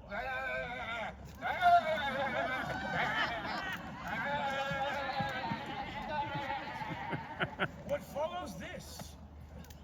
How prettily the young swain seems to wash the hand was fair before. I have put you out. To your protestation, let me hear what you profess. Do, and be witness Oh, to it. ain't this my neighbor too? And he, and more than he, and men, the earth, the heavens, and all that, were I crowned the most imperial monarch thereof, most worthy, were the fairest youth that ever made eye swerve, had force and knowledge more than was ever man's. I would not prize them without her love. For her employ them all, commend them and condemn them to her service, to their own perdition. Fairly often. This shows a sound affection. Let my daughter say you the like to him. I cannot speak so well. Nothing so well, no. By the pattern of mine own thoughts, I cut out the purity of his. Take hands, a bargain. Friends unknown, you shall be witness to it. I give my daughter to him, and will make her portion equal his. If that must be. But come on, contract us for these witnesses. Come, your hand. Your daughter, yours. Oh, Salt, a while. Beseech you. Have you a father? I have, but what of him? Know he of this? He neither does nor shall. Oh, methinks the father is at the nuptial of his son, a guest at best becomes the table.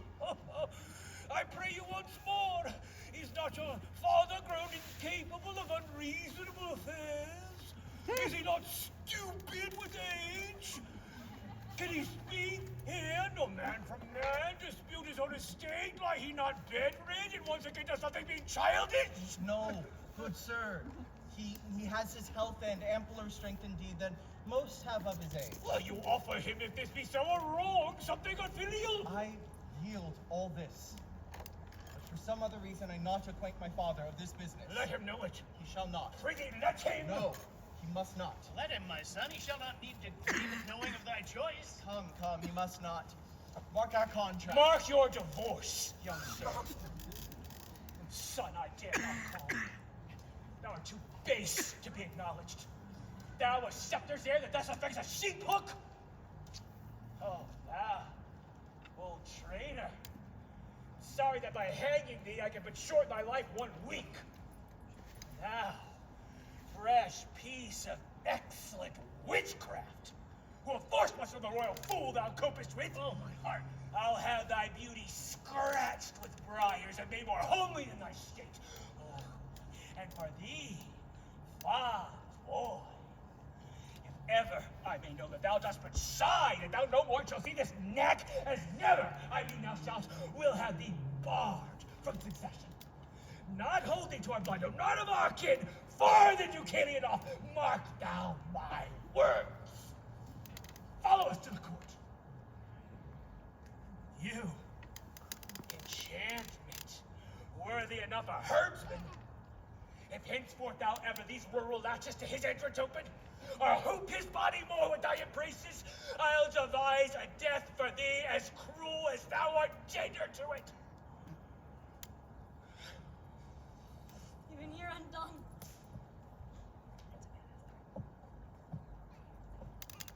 Will't please you, sir, be gone? I told you what would come of this. Beseech you, of your own state, take care. This dream of mine being now awake, I'll queen it no inch further, but milk my ewes and weep. How now, father? Speak, ere thou diest. I cannot speak, nor think, nor dare to know that which I know. Oh, sir, you have undone a man of 83, that thought to fill his grave in quiet, yea, to die upon the bed my father died, to lie close by his honest bones. Oh, cursed wretch, that knewest this was the prince, and wouldst venture to mingle fate with him? Undone! Undone! If I might die within the hour, I've lived to die when I desire.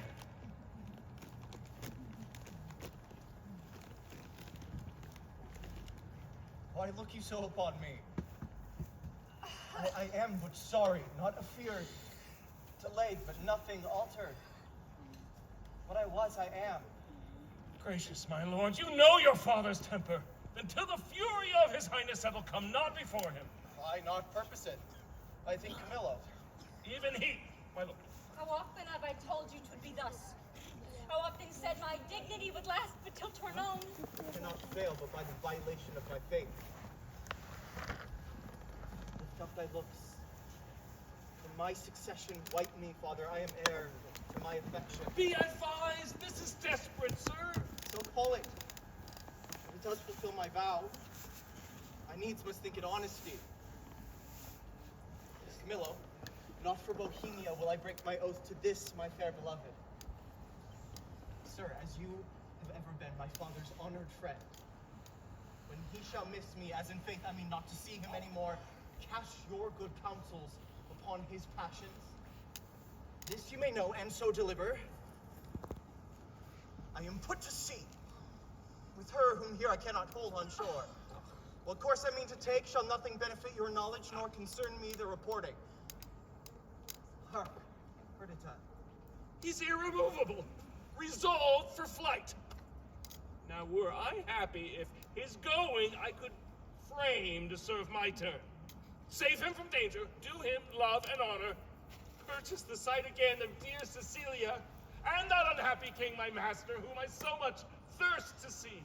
Worthy Camilla, I am so fraught with curious business. I leave out ceremony. Well, my lord, if you may please to think I love the king, and through him, what's nearest to him, which is your gracious son, embrace but my direction.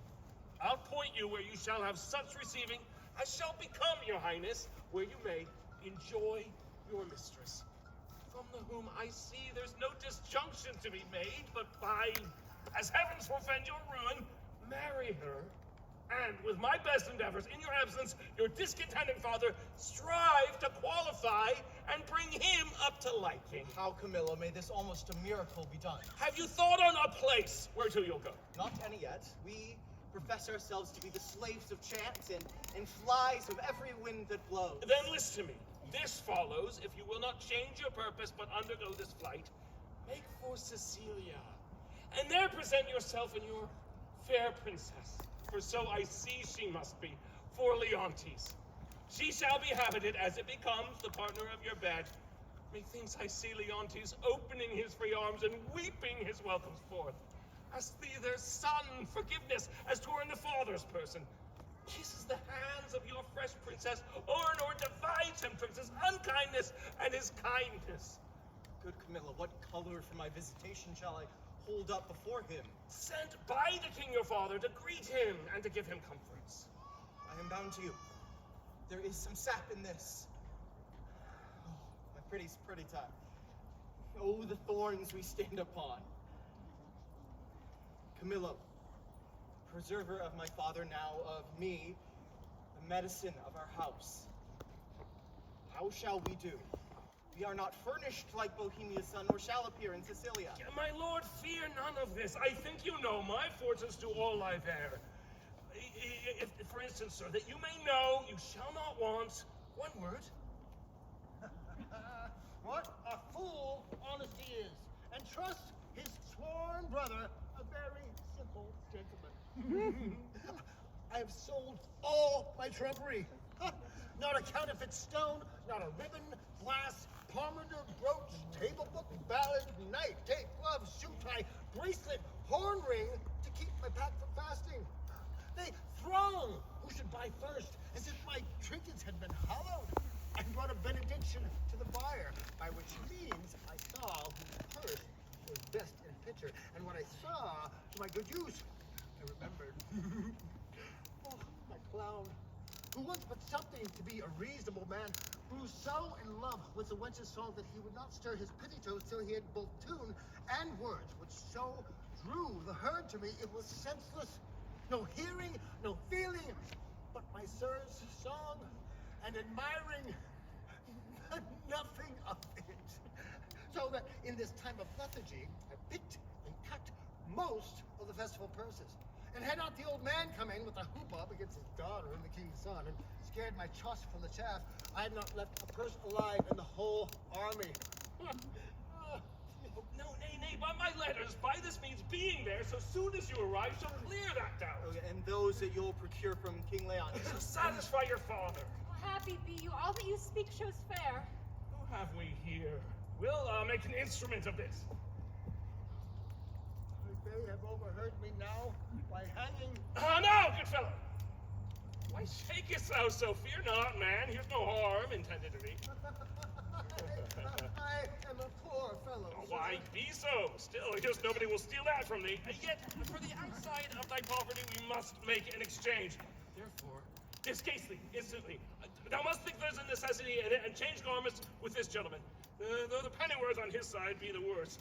Yet hold thee, there's some... I am a poor fellow, sir. I know ye well enough. Nay, prithee, dispatch! The gentleman is half laid already. Are you in earnest, sir? Why, indeed, I have had earnest, but I cannot with good conscience take it. Unbuckle! Unbuckle! Fortunate mistress. Let my prophecy come home to ye. You must retire yourself into some covert. Take your sweetheart's hat and pluck it o'er your brows. Muffle your face. Dismantle you, and as you can, disliken the truth of your own seeming, that you may. For I do fear eyes over to shipboard yet undescribed. I see the place so lies that I must play a part. No remedy. Have you done there? Should my father see me soon, he would not call me son. Nay, you shall have no hat. Come, lady, come. Farewell, my friend. Adieu, good sir. Oh, prettiest Perdita, what if we twain forgot? What I do next shall be to tell the king of this escape and whither they are bound, wherein my hope is I shall so prevail to force him after, in whose company I shall review Cecilia. Fortune speed us thus, Camillo. We are set on to the seaside. The swifter speed, the better. I understand the business. I hear it. To have a good ear, a quick eye, and a nimble hand is necessary for a cut purse. A good nose is requisite also to smell out work for the other senses. I see now, in the time that the unjust man doth thrive.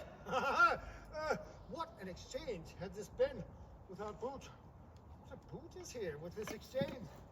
The prince himself is about a piece of iniquity, stealing away from his father with his clog at his heels. If I thought, for a piece of honesty, to acquaint the king withal, I would not do it. I hold it the more knavery to conceal it. Therein am I constant to my profession. Oh, aside, here's more matter for a hot brain. Every lane's end, every post, town, church, session, hanging, yields a careful man work. See, what a man you are now! There's no other way but to tell the king that she's a changeling and none of your flesh and blood. Nay, but hear me. Nay, but hear me! Go to then. She, being none of your flesh and blood hath not offended the king. Therefore, your flesh and blood is not to be punished by him. Show him these strange sights, all you found with her, all but what she has with her. This being done, the law go whistle. I warrant you. Very wisely, puppies. Well, let us to the king. There's that in this fardel will make him scratch his beard. I know not what impediment this might be to the flight of my master. Well, pray heartily that we be at the palace. Though I am not naturally honest, I am so sometimes. By chance. How now there, rustics? Whither art thou bound? The palace, and like your worship. Your business there. What? With whom? The condition of that fardel. Your place of dwelling. Your names, your ages, your place of dwelling. Your breeding, your of what having. Discover? We are but plain fellows, sir. You lie. You are rough and hairy. Let me have no line. Are you a courtier and like you, sir? Whether it like me or no, I am a courtier. Seest thou not the air of the court in these enfoldings? Hath not my gait in it the measure of the court? Receiveth not thy nose court odor from me? Note, reflect I not on thy baseness court contempt? Thinkest thou that I insinuate or toes from thee thy business, I am therefore no courtier? I am courtier pay, and what thou will either push on or pluck back thy business there, whereupon I command thee to open thy affair. My business, sir, is to the king. Hast thou an advocate to him? I know not, like you. Advocate is the court word for a pheasant. Say you have none. None, sir. I have no pheasant, cock nor hen. How blessed are we that are not simple men. Yet nature might have made me as these are. Therefore, I will not disdain. This cannot be but a great courtier. His garments are rich, but he wears them not handsomely. No, he seems all the more noble in being fantastical. A great man, I'll swear it. I can tell by the picking on his feet. Well, that fardel there. What's in the fardel? Wherefore that box? Sir, there lies such secrets in this fardel and box, which none must know but the king. And which he shall know within the hour if I may come to the speech of him. Age, thou hast lost thy labor. Why, sir? The king is not at the palace. He's gone aboard a new ship to purge melancholy and to air himself. For if thou beest capable of things serious, thou must know the king is full of grief. So 'tis said, sir, about his son that should have married a shepherd's daughter. Oh, if that shepherd not be in hand fast, let him fly. The curses he shall have, the tortures he shall feel, will break the back of man, the heart of monster. Think you so, sir? Not he alone shall suffer what wit can make heavy and vengeance bitter, but those that are germane to him. Sheep whistling rogue, a ram tender, to have his daughter come into grace. Some say he should be stoned. But that death is too easy, simple say I. Thrown into a sheepcote? All deaths are too few. The sharpest too easy. And hath the old man e'er a son, sir? Did you hear? He hath a son, who shall be flayed alive, and then anointed over with honey and set upon the head of a wasp nest. And then shall be recovered with some aquavitae or some other such hot infusion, and set upon the back of a brick wall where he is to have flies behold him, blown towards him till death.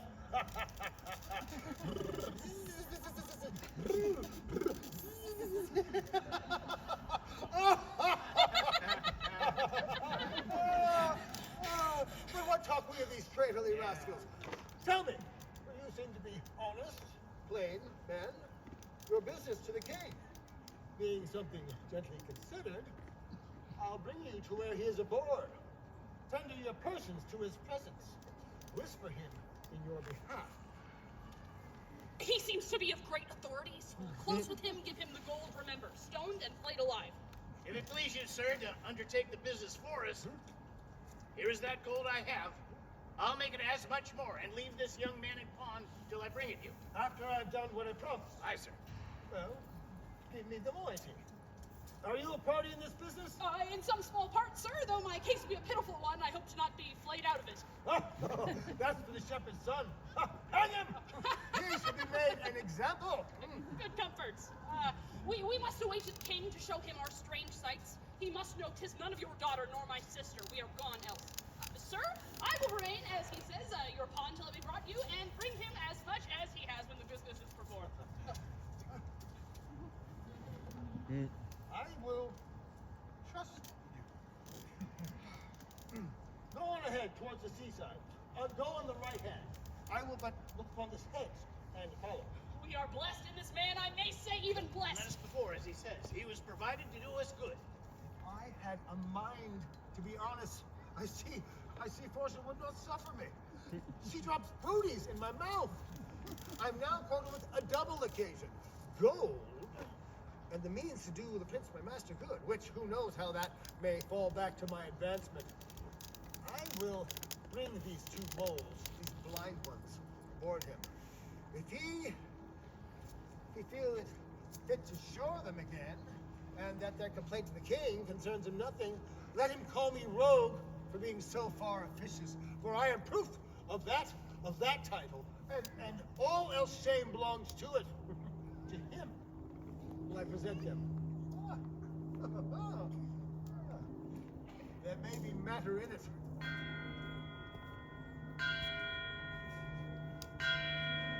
Sir, you have done enough. Performed a saint-like sorrow.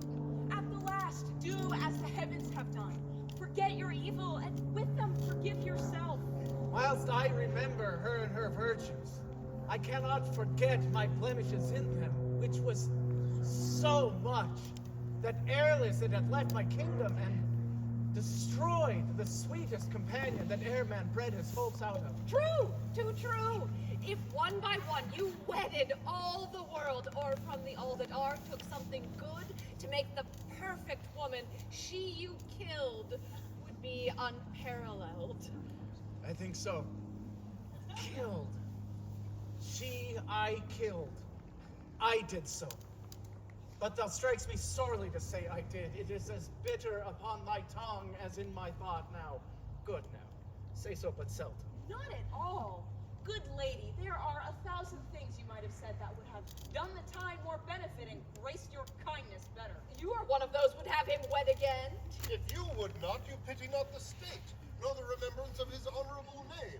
What were more holy for royalty's repair, for present comfort and for future good, than to bless the bed of majesty again, with a sweet fellow to it? There is none worthy, respecting her that's gone. Besides, the gods will have fulfilled their secret purposes. For has not the divine Apollo said that King Leontes shall not have an heir till his lost child be found? 'Tis your counsel, my lord, that should to the heavens be contrary, oppose against their wills. Good Paulina, that hast the memory of Hermione, I know in honor. Oh, that ever I had squared myself to thy counsel, then even now I might have looked upon my queen's full eyes, have taken treasure from her lips. Who left them more rich for what they yielded. Thou speakst truth. No more such wives. Therefore no wife. I'll have no wife, Paulina. Do you swear never to have a wife except by my free leave? Never, Paulina, so be blessed my spirit. Oh, then good my lords, bear witness to his oath. You tempt him over much. Oh, until one, as like Hermione as is her picture, affront his eye. Good, madam. I have done. If my lord should marry, give me the office to choose you a queen. She shall not be so young as was your former, but she shall be such as walked your first queen's ghost. My true Paulina, we shall not marry till thou bidst us. That shall be when your first queen's again in breath. Never till then. One that gives out himself Prince Florizel, a son of Polixenes. With his princess, she, the fairest I have yet beheld, desires access to your high presence. What with him? He comes not like to his father's greatness. What trade? But few and those but mean. His princess, say you with him? Aye, the most peerless piece of earth, I think, that e'er the sun shone bright on. Go, Cleomenes, bring them to our embracement. Still, 'tis strange that he thus should steal upon us. Had our prince, jewel of children, lived to see this hour, he had paired well with this lord. There was not full a month between their births. Prithee, no more. Cease. Thou knowest he dies to me again when talked of. They are come. Oh, your mother was most true to wedlock, Prince, for she did print your royal father off, conceiving you. Most dearly welcome. And your fair princess. God. Oh, alas. I lost a couple. That twixt heaven and earth might thus have stood, begetting wonder, as you, gracious couple, do. And then I lost all mine own folly. The society, amity too, of your brave father, whom, though bearing misery, I desire my life once more to look on him. By his command have we here touched Sicilia, and from him give you all greetings that a king, a friend, can send his brother, whom he loves, he bade me say so, more than all the scepters and those that bear them living. Oh, my brother, good gentleman, the wrongs I have done thee stir afresh within me. Welcome hither, as is the spring to the earth, and hath he too exposed this paragon to the fearful usage to greet a gentleman not worth her pains, much less the adventure of her person. Good, my lord, she comes from Libya. Most royal sir, from thence a prosperous south wind friendly we have crossed to execute the charge my father gave me for visiting your highness. For my best train I have from your Sicilian shores dismissed, who for Bohemia bent to signify not only my success in Libya, sir, but my arrival and my wives in safety here where we are. The blessed gods purge all infection from the air whilst you do climate here. What might I have been? Might I a son and daughter now looked on such goodly things as you? Most noble sir, that which I shall report will bear no credit for the proof not so nigh. Please you, great sir, Bohemia greets you from himself by me, desires you to attach his son who has his dignity and duty cast off, fled from his father, from his hopes, and with the shepherd's daughter. Where is Bohemia? Speak. In your city, I came from. I speak amazingly. In the chase, it seems, of this fair couple, meets he on the way both the father of the seeming lady and her brother. Camillo has betrayed me. Oh, laid so to his charge. He's with the king, your father. Oh, Camillo? Camillo, sir, I came from him, who has these poor men in question. Never saw I wretches so quake, so kneel, so kiss the ground, forswear themselves as often as they speak. Oh, my poor father. Heaven sent spies upon us will not have our contract celebrated. You are married. We are not, sir, nor are we like to be. My lord, is this the daughter of a king? She is when once she is my wife. That once, by your good father's speed, will come on very slowly. I am sorry. Please, Perdita. Though fortune, visible and enemy, should chase us with my father, power no jot is she to change our loves. Lift up thy looks. Beseech you, sir.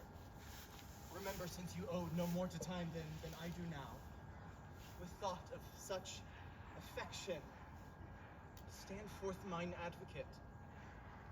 At your request, my father will grant precious things as trifles. I will to you, father. Your honors not overthrown by your desires, I am friend to them and to you. Come, good my lord. Beseech you, sir. Ah, Were you present at this relation? I was there at the opening of the fardel, heard the shepherd tell in the manner how he found it. Whereupon, after a little amazedness, we were all commanded out of the chamber. Only this we thought I heard the shepherd say. He found the child. I would gladly know the issue of it. I perceived in the king a notable passion of wonder. Here's a gentleman that haply knows more. The news, Rogero? Nothing but bonfires! The oracle is fulfilled! The king has found his daughter! Such a deal of wonder is broken out within this hour that ballad makers cannot be able to express it. Here comes the Lady Paulina's steward. He can deliver you more. How goes it with you, sir? This news, which is called true, is so like an old tale. Has the king found his heir? Most true. There is such unity in the proofs. The mantle of Queen Hermione's, her jewel about the neck of it, the letters of Antigonus found with it, which they know to be his character, the majesty of the creature in resemblance of the mother, the affection of nobleness which nature shows above her breeding, and many other evidences proclaim her with all certainty to be the king's daughter. Did you see the meeting of the two kings? No.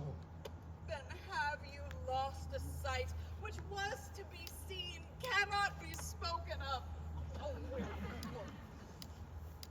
there might you have beheld one joy crown another, so, and in such manner that it seemed sorrow wept to take leave of them, for their joy waded in tears. Archie, being ready to leap out of himself for joy of his found daughter, as if that joy were now become a lost cries, "Oh, thy mother, thy mother." Then asks Bohemia forgiveness. Then embraces his son-in-law. Now he thanks the old shepherd which stands by like a weather-bitten conduit of many kings' reigns. I never heard of such another encounter. What then became of Antigonus, that carried hence the child? Like an old tale still. He was torn to pieces with a bear. This about his shepherd's son, who was not only his innocence, which seems much, to justify him, but a handkerchief and rings of his that Paulina knows. And what became of the bard and his followers? Wrecked the same instant as their master's death, and in the view of the shepherd. But oh, the noble combat that twixt joy and sorrow was fought in Paulina. She had one eye declined for the loss of her husband, another elevated that the oracle was fulfilled.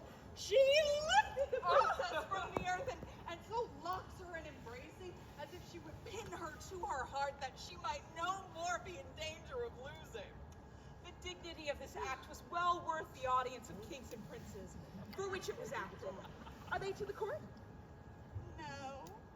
The princess, hearing of her mother's statue, which is in the keeping of Paulina, a piece many years in doing, and now newly performed by that rare Italian master who could put breath into his work, he's so near to Hermione, hath done Hermione, that they say one would speak to her and stand in hope of answer.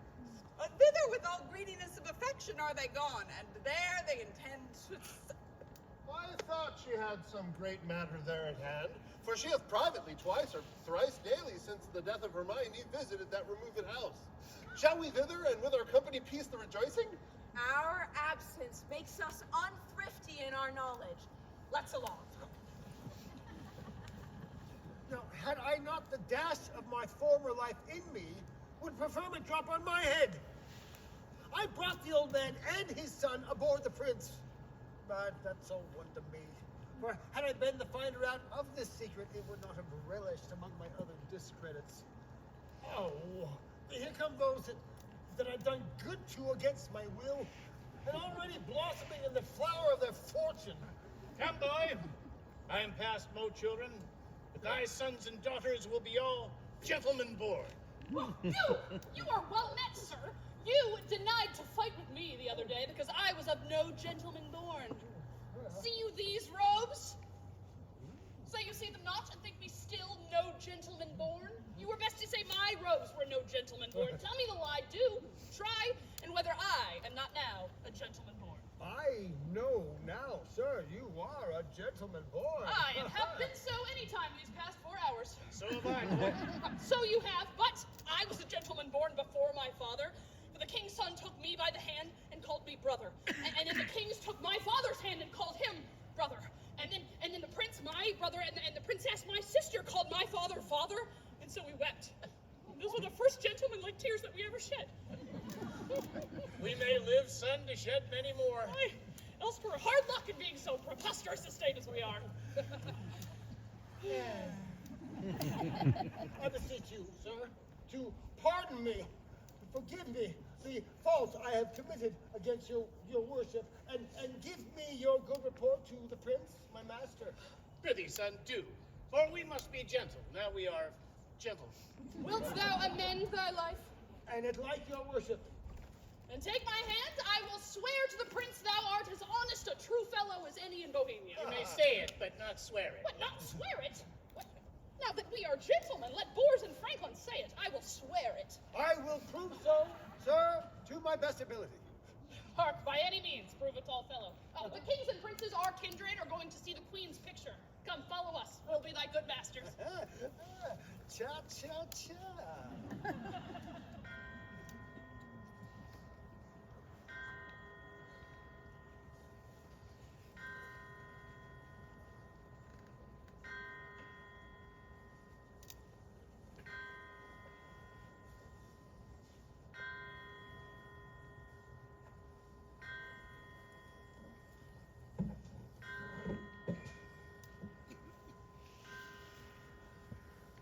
Oh, grave and good Paulina, the great comfort we have had of thee. What, sovereign sir? I did not well, I meant well. All my services you have paid home. Oh, Paulina, we honor you with trouble. But yet, we came to see the statue of our queen, the statue of her mother. As she lived peerless, so her dead likeness, I do well believe, excels whatever yet you've looked upon, or hand of man hath done. Therefore I keep it, lonely apart. Behold, say 'tis well. I like your silence. It the more shows off your wonder, but yet speak. You first, my liege. Comes it not something near? Her natural posture. Chide me, dear stone, for I may say indeed thou art Hermione. But yet, Paulina, Hermione was not so wrinkled, nothing so aged as this seems. So much the more our carver's excellence, who lets go by some 16 years and makes her as she lived now. as now she might have done.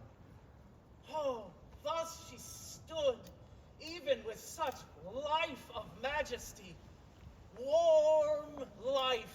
There's magic in thy majesty, which has my evils conjured to remembrance, and from thy admiring daughter took the spirits, standing like stone with thee.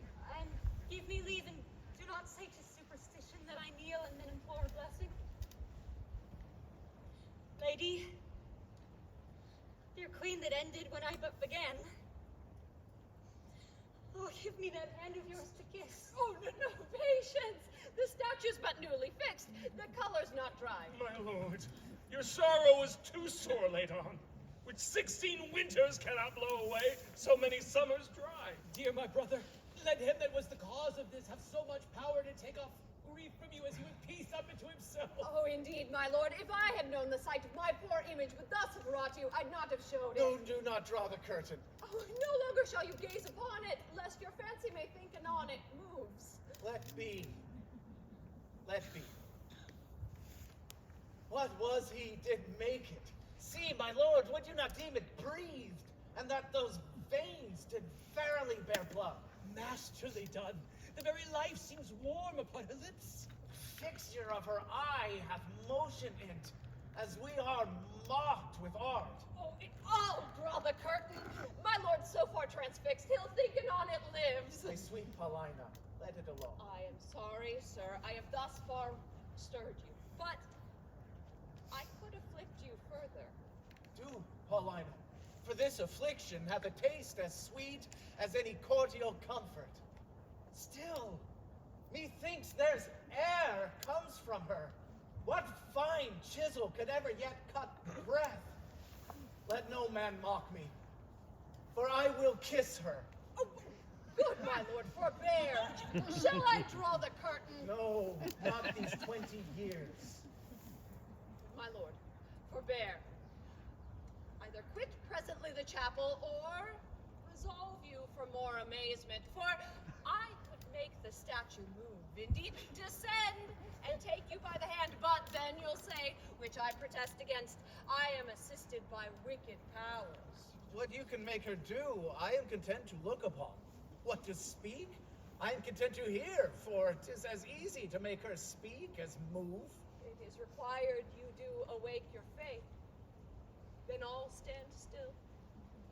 On those that think it is unnatural business I am about, let them depart. Proceed.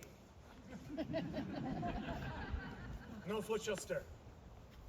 Music. Awake her. Strike. 'Tis time. Descend. Be stone, no more approach. Strike all that look upon with marvel. Come. I'll fill up your grave. Hey, stir. Come away. Bequeath to death your numbness, for from him dear life redeems you. You perceive she stirs. Oh, do not start. Her action shall be holy, as you hear my spell is lawful. Do not shun her until you see her die again, for then you kill her double. Present your hand. When she was young, you wooed her. Now in age is she become the suitor.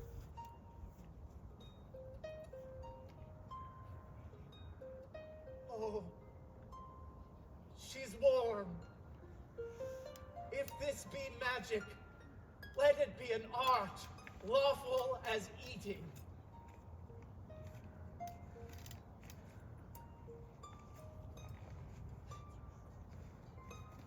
And she were living, were it but told you, it should be hooted at like an old tale. But it appears she lives. Though yet she speak not, mark a little while. Oh, please you to interpose, fair madam. Kneel and pray your mother's blessing. Turn, good lady. Our Perdita is found.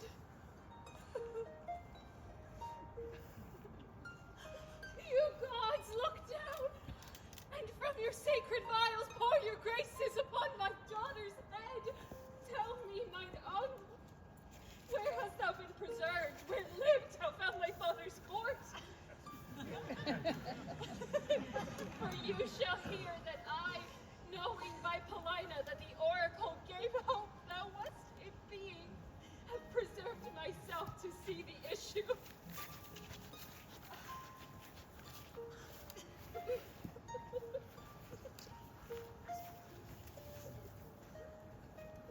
Let's from this place. What? Look upon my brother. Both your pardons. That ere I put between your holy looks my ill suspicions. Good Paulina, lead us from hence, that we may leisurely, each one demand an answer to his part, performed in this wide gap of time, since first we were dissevered. Hastily lead away!